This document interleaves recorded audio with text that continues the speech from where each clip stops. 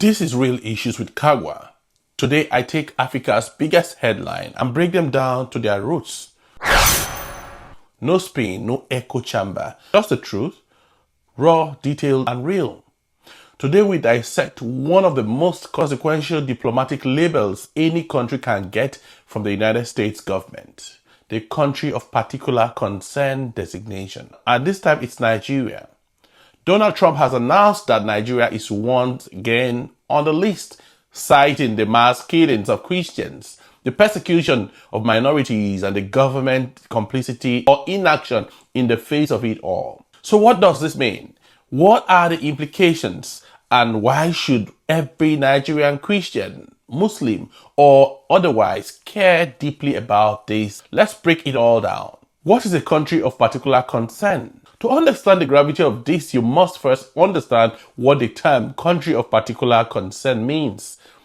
In international diplomacy, under the International Religious Freedom Act, IRFA, of 1998, the US government is required to monitor religious freedom globally when a nation systematically violates religious liberty through violence, persecution, or government complicity. It can be officially designated as a country of particular concern. This is not just a moral language, it's legal. It empowers the US to take specific actions, ranging from public condemnations to economic sanctions, aid withdrawal, and visa bans. In short, being declared a CPC means your government has failed to protect religious freedom and the world is now watching. Why Nigeria? For over a decade, Nigeria has been the epicenter of religiously linked violence, though it's a complex blend of ethnicity, poverty, terrorism, and governance failure.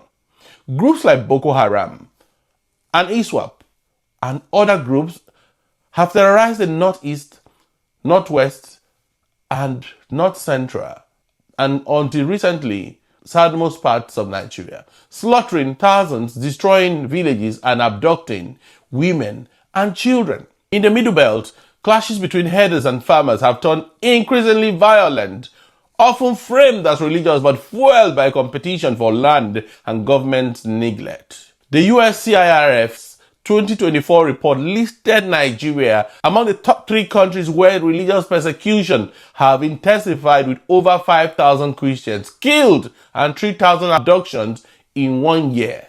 The Trump declaration isn't only moral, it's political. It aligns with its base narrative of defending global Christianity while sending your political message to Africa. The CPC label signals the US cooperation, from aid to military support, will be tied to how Nigeria protects its people. Its part, human rights, part power play, diplomatic pressure. Every international meeting will now carry scrutiny. Economic implications are abound. Sanctions, blocked loans, or aid withdrawal are possible. Thirdly, investment impact. Foreign investors grow cautious. Fourth, reputational damage to Nigeria. Nigeria stands alongside North Korea and Iran as we speak. Number 5, the domestic fallout. Internal political heat and renewed public debates will crop up. When the world's most powerful democracy has to label you as a country that tolerates persecution, it means your internal systems have failed. This is a wake-up call for Nigerian leadership to secure its citizens and defend their rights without external pressure. This designation is both a condemnation and an opportunity to rebuild credibility and restore justice. Do we see that happening under President Bola Ahmed Tinubu? Rather, politics is all we see. From his spokesmen to paid influencers and party loyalists, all we see are just hues and cries and conspiracies. And how then do we solve this problem? Does it look like this government is interested in getting out of this quagmire? Corruption in the Nigerian military is also a reason why this is happening. We've funded the military long without probing them, and rather than invest in military hardware and combating criminality, terrorism, the biggest billionaires in our continent and our country today are the military officers, top military officers. What do you expect? So this is a hydra-headed problem that needs to be looked at various levels, and it's a multidimensional issue. Politics led us here. Corruption, complicity of the military, and everyone who is involved has led Nigeria to a point where it's targeted and designated as a country of concern. And as if that's not enough, President Trump further went to say that the US military should get prepared because they may be storming Nigeria. You know what that means? Any country the US set its feet on, that country never remains the same.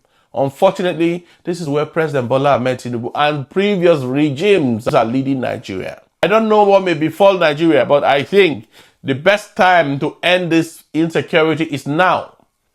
Whichever label is given to it to protect every citizen, I'm for it, and I've always supported it. I'll see you in the next video.